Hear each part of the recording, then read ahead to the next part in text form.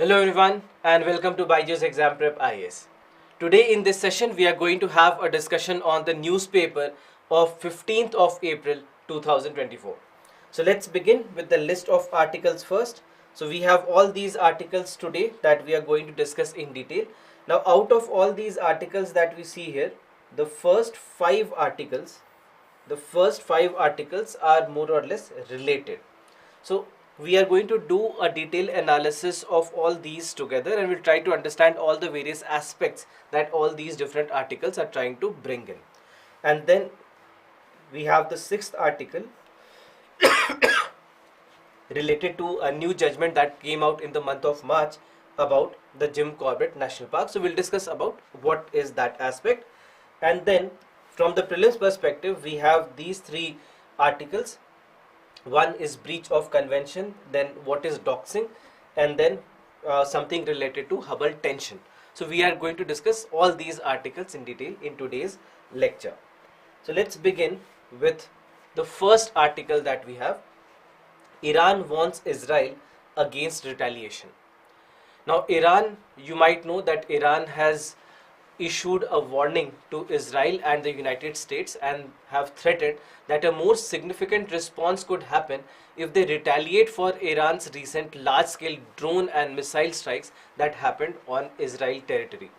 Now you might know that this strike, which involved approximately 300 drones and missiles, and most of them were launched from Iran, it was a response to a suspected Israeli attack that happened on the Iranian consulate in Syria that also resulted in the death of some of the key personnel of Iran. Now we know that in response there has been a huge attack that has been done by Iran towards Israel, and this included more than 300 drones and missiles. Now in this particular scenario, when we look at the scale of attack is huge, but despite this, the damage in Israel has been relatively minor, and this is largely because of the defense efforts that involved not only Israel but also the US, Britain and Jordan. Now this situation has actually heightened the tensions in the region, and the concerns of an open warfare possibly involving the US. Although the US has stated that it does not seek any conflict but will try to defend its own interest and allies. So overall we have to see where it goes altogether. But what Iran has said is that they have basically warned Israel against any kind of retaliation. Now overall, when it comes to this article, if you look at the next article that we have, how the world has basically seen it. So we know that Israel had launched certain attacks in the Syrian land in Damascus, and that is where some of the key Iran personnel were killed. And then after that, in retaliation, Iran was warning of a retaliation for quite some time now, almost for the last 2 weeks. And now we see that finally Iran has actually launched an attack against Israel with a lot of drones and missiles. Now how has the world responded? The world leaders basically have called for a restraint. And in this particular scenario, that's what this article basically says, that we see that the world leaders basically have urged caution following the significant attack that happened on Israel by the Iranian drones and missiles. And this is something which is also related to, we know that it has been a retaliation to the previous attack that was done by Israel. Now overall, when it comes to the exact nature of Israel's response, we do not see anything being said by Israel yet. But when it comes to the other countries, we see that, for example, the US, it emphasized on a desire to avoid any kind of escalation that could lead to a wider war between Israel and Iran. Iran justified the actions and said that it was like a self-defense for them, and they said that they already had informed the neighboring countries also before the attack itself, and that's where they stated that the goal was to punish Israel and nothing else. Now the situation was further complicated by ongoing conflicts that we know is going on between Hamas and Israel, where we see that the ceasefire efforts were already struggling. and now the international responses, we have seen that whether it is from the NATO or Turkey or France, in all these cases we see that they have advised their citizens in Iran to leave the country temporarily, and Iran's president have also advocated for a reduction of tension to prevent the conflict from spreading further. So we see that in this particular context, all these countries have been taking a restraint approach. None of the countries internationally, apart from Israel and Iran, none of the countries internationally have taken any strong stance.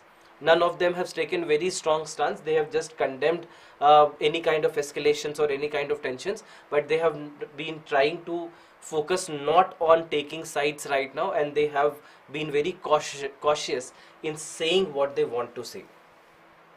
Now, another article related to the same news is with regard to the British jets countered Iranian attack drones, says Sunak. Now, the UK Prime Minister Rishi Sunak, he confirmed that the Royal Air Force played a role in intercepting the Iranian drones that were aimed at Israel.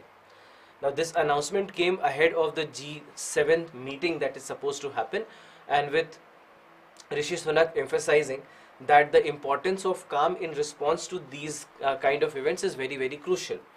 Now, the RAF, or the Royal Air Force of the UK, they had deployed additional jets to the Middle East to bolster the existing forces that are trying to counter the threats from the Islamic State under the operations in Iraq and Syria.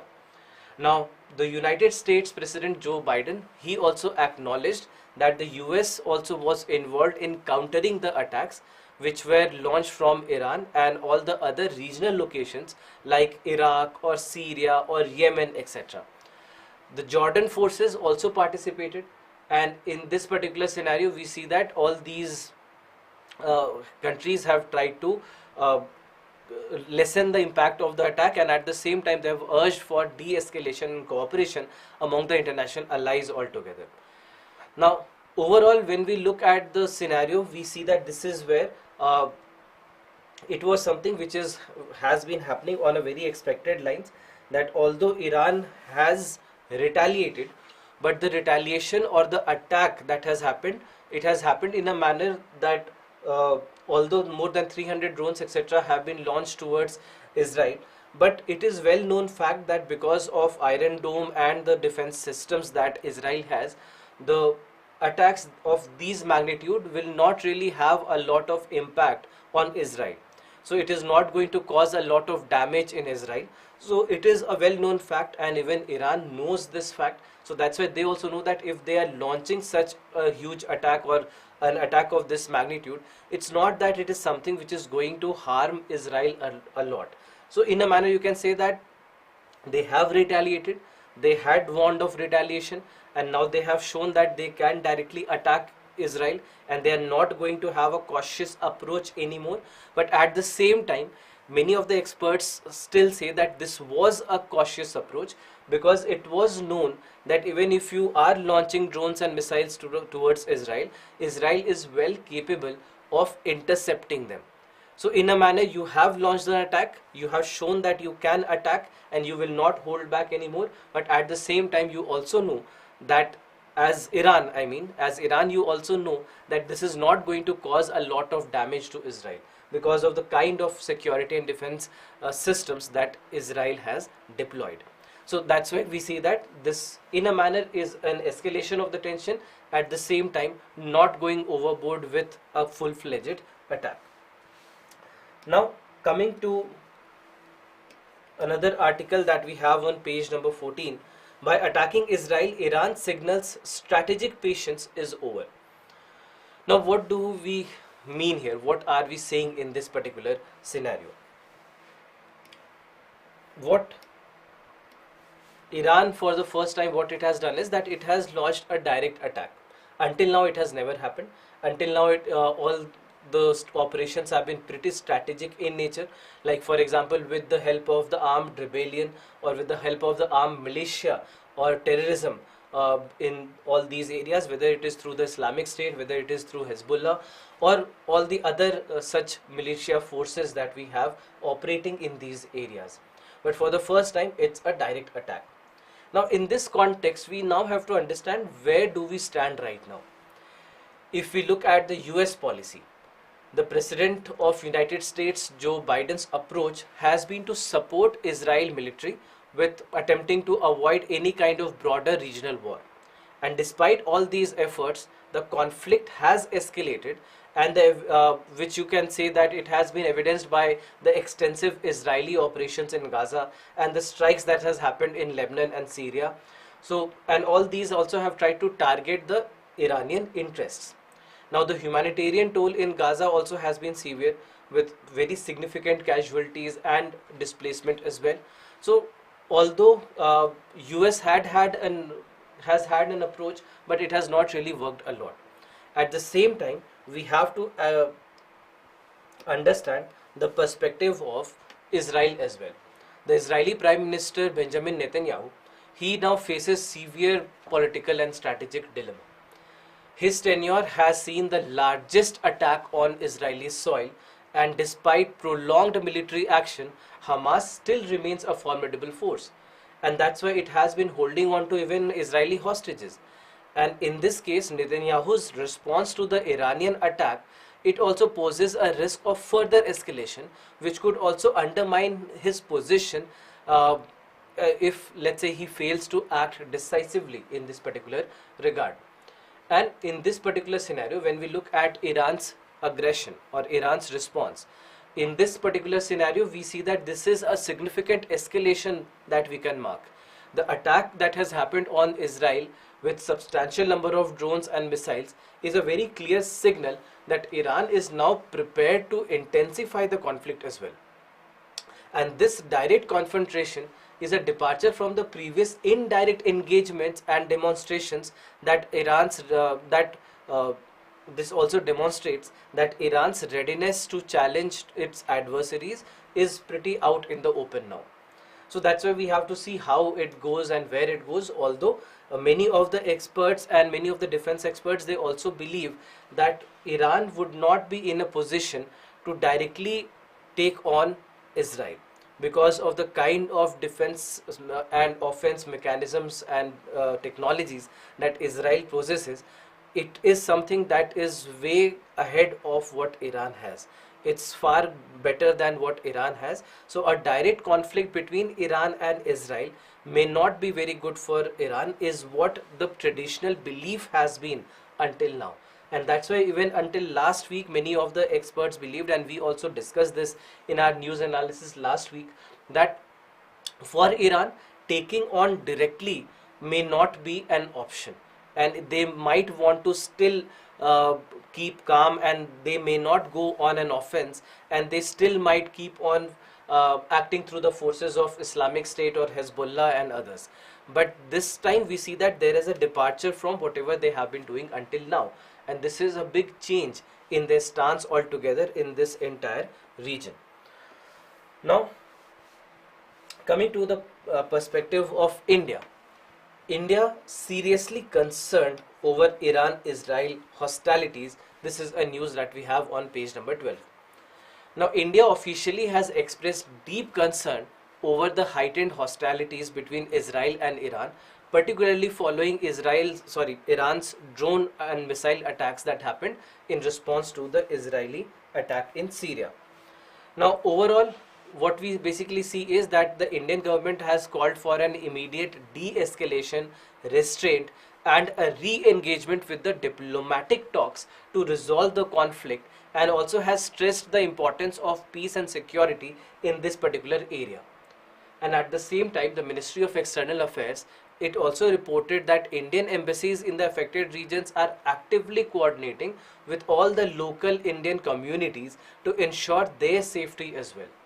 Now, this also includes the direct interventions regarding the safety of 17 sailors aboard the MSC Aries. If you remember, this has been in the news that there have been 17 sailors who have been detained by Iran.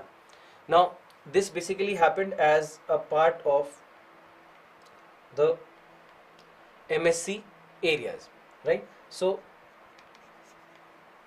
they, as a part of this, we see that they have been detained by the Iran forces.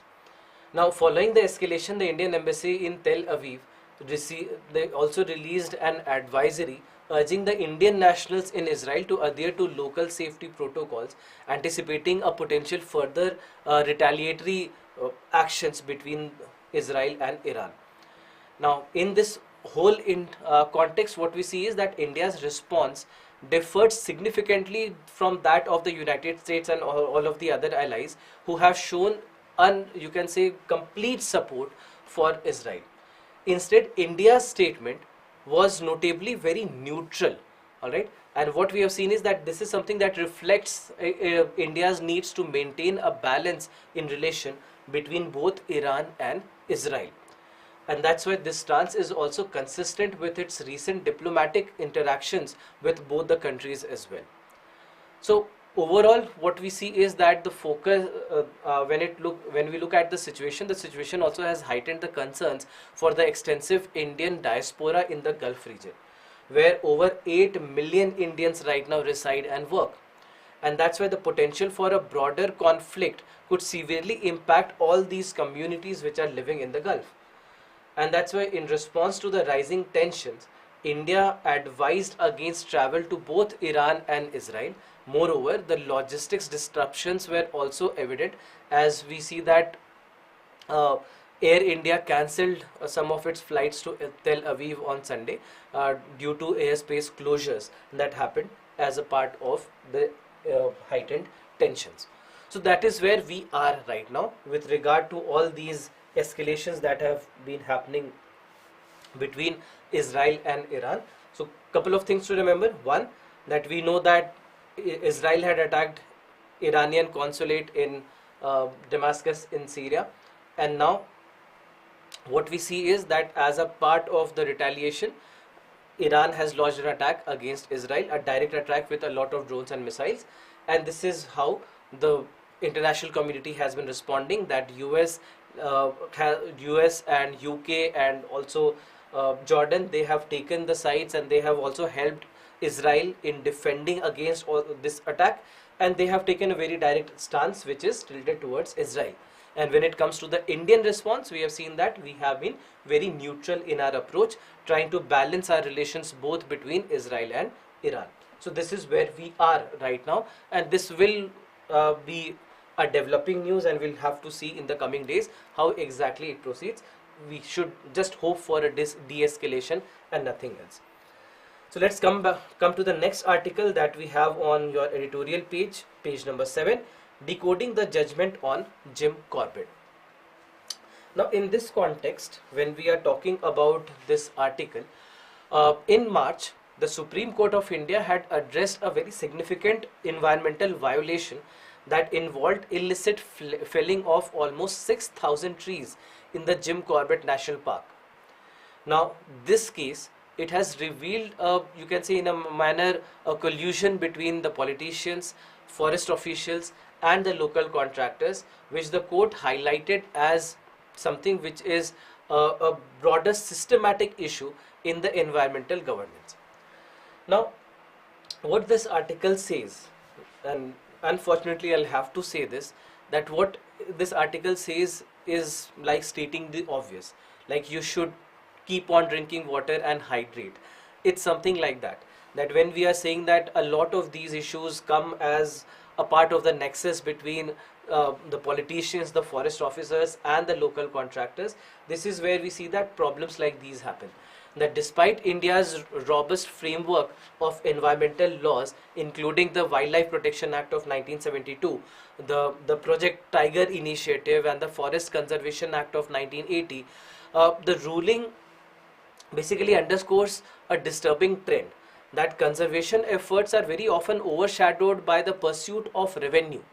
And this conflict of interest, it directly contradicts the ethos of the 1983 Supreme Court judgment that happened in the case of the litigation, the rural litigation and the entitlement Kendra versus the state of Uttar Pradesh, which asserted that economic development should not come at the expense of environmental integrity.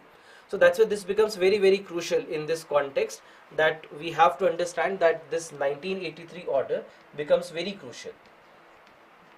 The 1983 Supreme Court order, it becomes very, very crucial in this context, because this is where it was asserted that economic development should not come at the expense of environmental integrity. Alright, so this said that economic development should not come,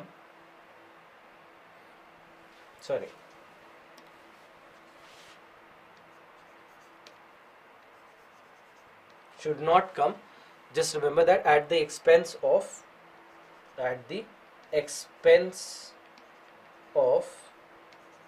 environmental integrity. So this is basically something that was argued by the Supreme Court. Now overall, it also talked about ecotourism. Now ecotourism is something that many of the governments see as something that will also promote environmental awareness and environmental conservation. But the judgment basically critiqued the national and the state forest authorities' reliance on ecotourism as a dual tool for conservation and revenue generation. The Supreme Court basically argued that ecotourism, very often seen as a conservation panacea, should not actually be prioritized over the actual ecological needs and the sustainable practices. So that's why it is very, very important to understand what the Supreme Court says, that in this particular scenario, what the Supreme Court says is that we have to take an ecocentric approach.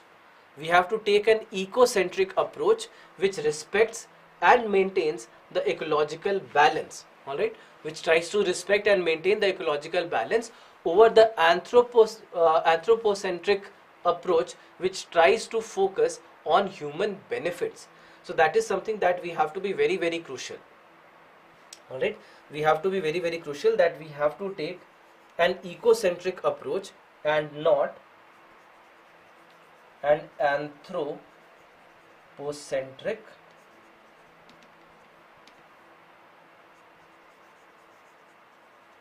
approach. Right? Not anthropocentric approach. So that's why we have to take the ecosystem at the center. We have to keep the ecosystem at the center and not the human benefits first. So that's why the Supreme Court said that whenever we are looking at ecotourism, we have to first ensure that conservation is the focal point and not human benefit. Now overall, the court also issued specific directives regarding tiger safaris in India as well. It banned these safaris within the core areas of the tiger reserve and called for constitution of committees to assess the feasibility of allowing such activities in the peripheral zones. Now in this context, when it comes to, so understand this, that when we talk about this, we have to understand that when it comes to the core areas, in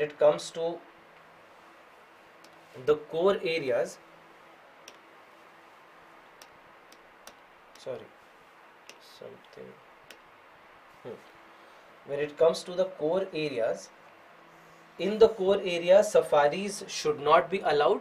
So core areas for any national park or any wildlife sanctuary or any tiger reserve, for a tiger reserve, for example, a core area will be the basic area where that's supposed to be the area not to be touched by human activities in any national park like this.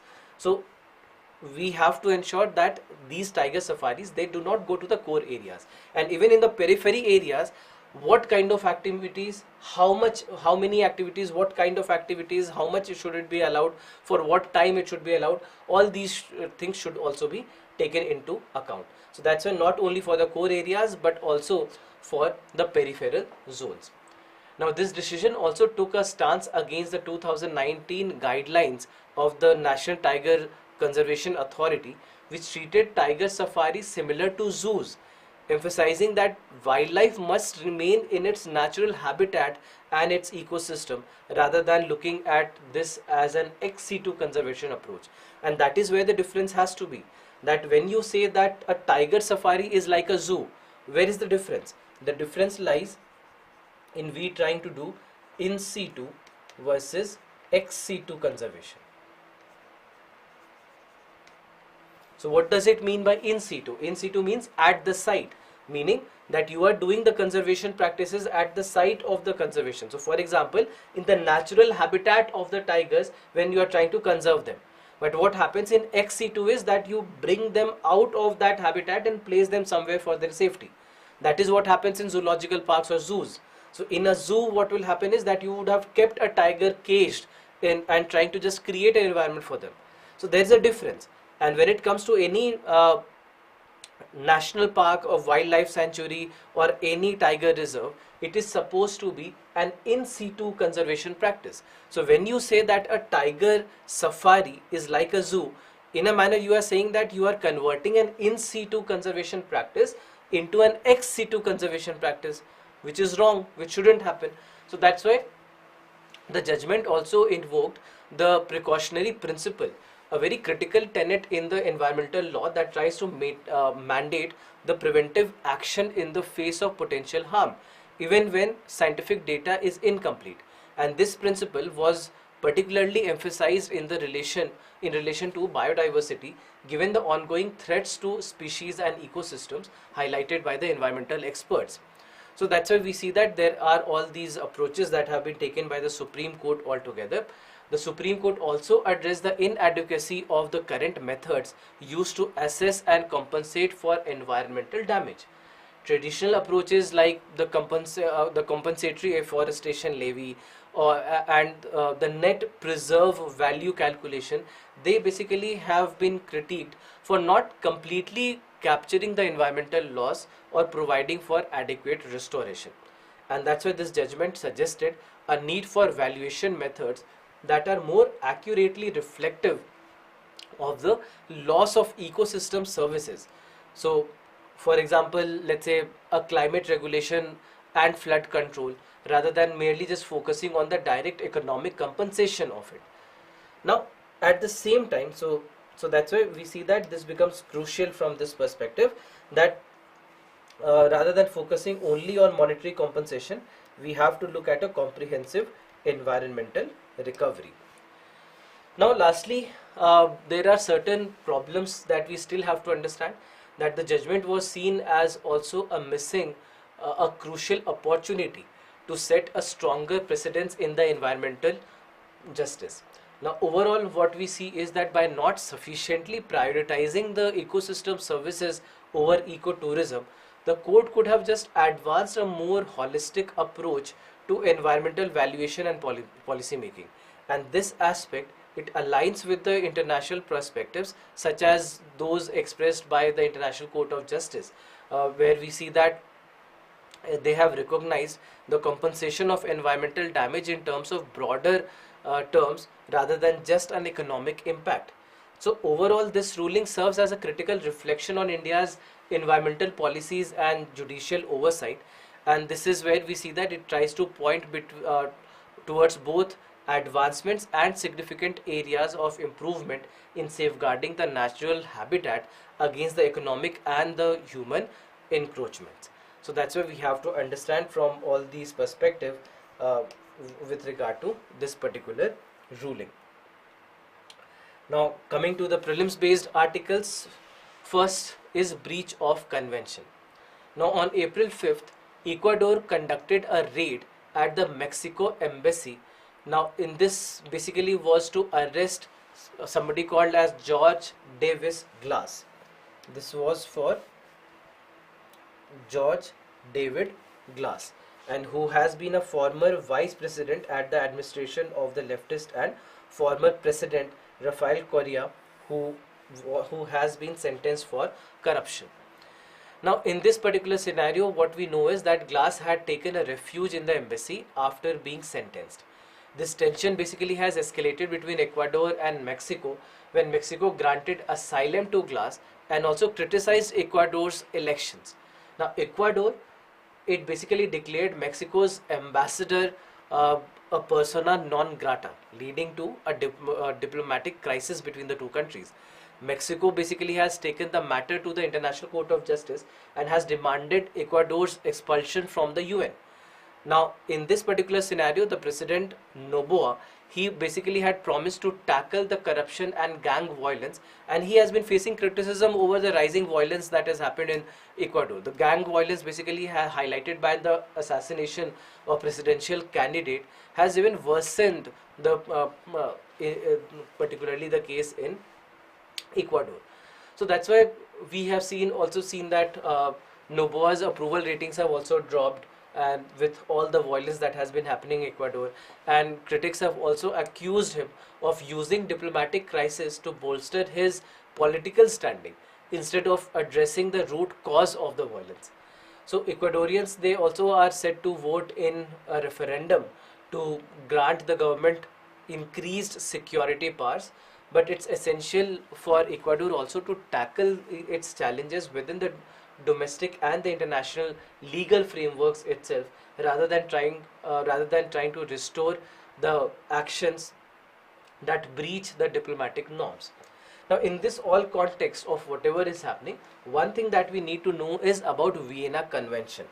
One thing that has been notably discussed here is about Vienna Convention. That what do we mean by Vienna Convention?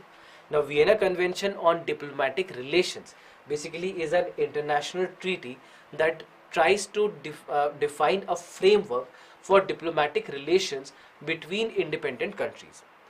This is something that was adopted back in 1961 in Vienna, in Austria, and has been ratified by most of the countries in the world. Now, the convention establishes the rules regarding the establishment and functioning of diplomatic missions, and also the rights and privileges of the diplomats and the conduct of diplomatic relations between the states. Now, so that's why in this context, it's very important for us to understand what is Vienna Convention. So, in case of Vienna Convention,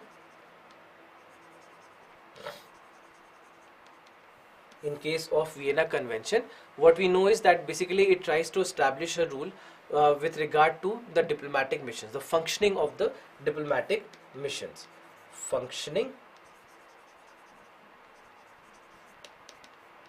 of the diplomatic missions.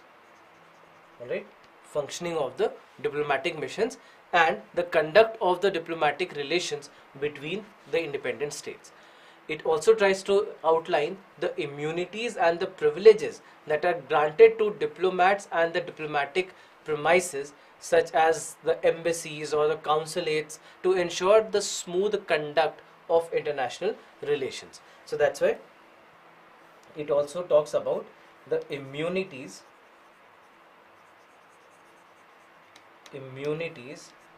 and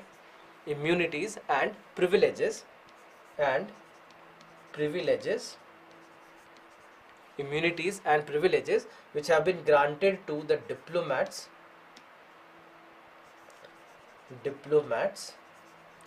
and the diplomatic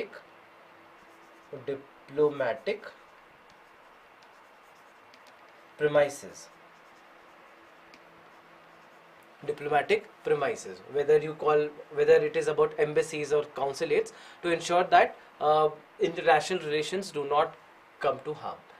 And the violations of Vienna Convention are considered to be very serious breaches of international law, and actually can lead to diplomatic protests, sanctions, or legal actions as well. So that is what we know about Vienna Convention.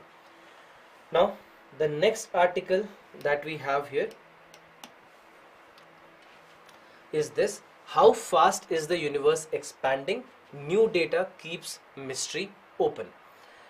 Now, in this context, when it comes to the news could be very technical in nature, and that's why not a lot of what has been given in the news is important for you. But there is one or two concepts. There are a couple of concepts which can be important. So let's just focus on these two concepts. The article basically tries to highlight the persistent problem in cosmology, which is called as Hubble tension.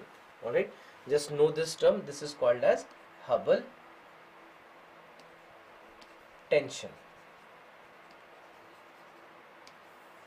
Hubble tension. Now, so Hubble tension is where the measurements of the universe's rate of expansion they differ in different methods, and we see that the results that we get are completely off. Now, despite numerous attempts to refine the calculations, the tension persists, and that's why it indicates a potential flaw in our understanding of the universe. So, in this context, just understand what do we mean by Hubble tension and what am I saying. So, overall, what we know is that the universe is expanding. This is what the Big Bang theory says. All right. What we know about the Big Bang theory, or what the Big Bang theory says, is that the universe is expanding. Something like this, that we are saying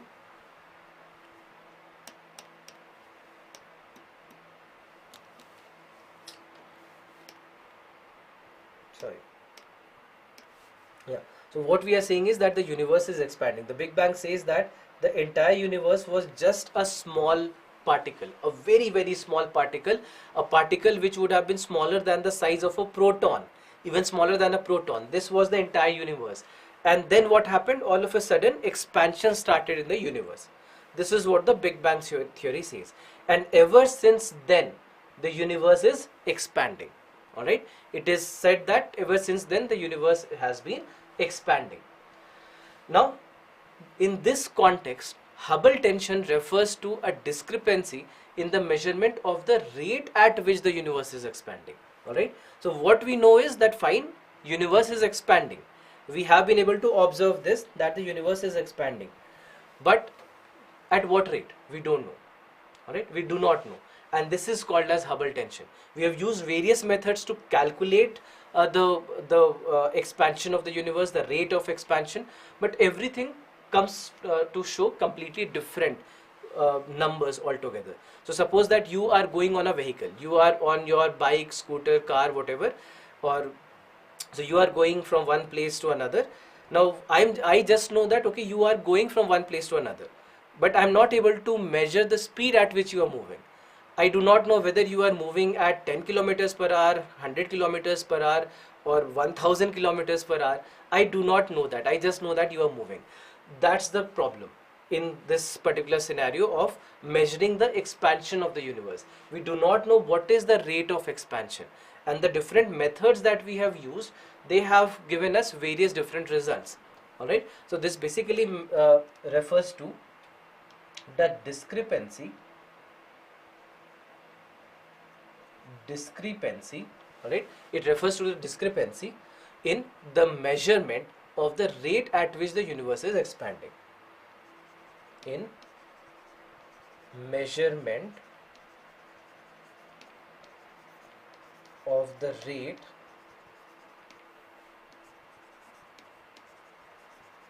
at which the universe is expanding. So this is called as Hubble tension. Now there are two primary methods that are used to measure this expansion rate. One is based on the observations of the cosmic microwave background. Now cosmic microwave background, if you see this picture, this thing, this is called as the cosmic microwave background. Now if you ask me what is cosmic microwave background, just understand this, that these are like the leftovers, radiations that are left over from the Big Bang, that time when the universe came into existence. And we see that there have been a lot of data to support the existence of the cosmic microwave background. It's like this, that we are using this instrument to look at the outer universe, and while I'm looking at all the stars, galaxies, all the celestial bodies that I have, in the background I see microwaves, a kind of electromagnetic waves. So I see those microwaves in the background, as you can see in this picture as well. So this is called as cosmic microwave background, and it basically signifies the intense amount of heat that would have been present at the time of the birth of the universe. So this is one method that we are trying to understand with. This other method is based on cosmic distance ladder, which tries to involve the measurement of the distances to the objects in the universe, such as stars and galaxies. So what we have seen is that when we look at these two different methods, they have a completely different data. So that's why For example, when we are looking at the cosmic microwave background and doing the calculations based on that, we see that we come out with a lower value as compared to the measurements obtained from the cosmic distance ladder. So that's why we see that this kind of disparity has led to a tension between the two sets of measurement, and with the values differing by a few percentages. So this is basically something that we have to understand, because the Hubble tension is significant because it suggests that our current understanding of the universe's expansion may be incomplete, or that there may be unknown factors which are influencing the measurement. And that's why resolving this tension could be very crucial for refining our understanding of cosmology and the fundamental properties of the universe. Then coming to the last article that we have on page number 9, and this is about something called as doxing. Something called as doxing. Now, doxing basically is an act of digitally publicizing a person's private details. So now what happens is, suppose that there is a person who is at a party, and suppose that that person is with the friends and let's say drinking, for example, and now the person, although is drinking, but doesn't want anyone to know that the person is drinking, but there are some pictures and videos that have been clicked at that party. Now maybe that person wants that, okay fine, I'll post it on my social media account, maybe on my Instagram, maybe on my Facebook.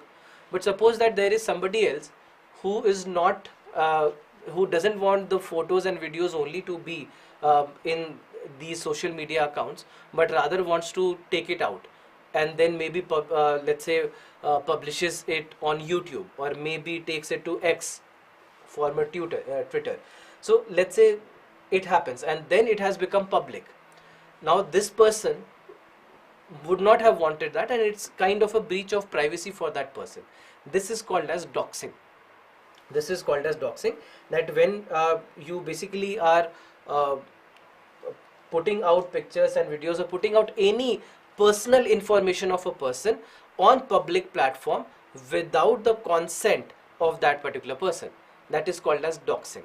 Many a times this doxing, let's say on one hand doxing could be, let's say, just between friends that it happened, but on the other hand doxing can be very serious offense as well, where a person is actually taking it out of the context and it has not been taken permission from, and the person did not really want it. At the same time, it might also amount to a lot of, let's say, blackmailing as well, that okay, look, I have these personal data, I have the pictures, I have the videos, and I'll just go and post it anywhere. So I start blackmailing somebody else for by saying all this. So this will then amount to doxing.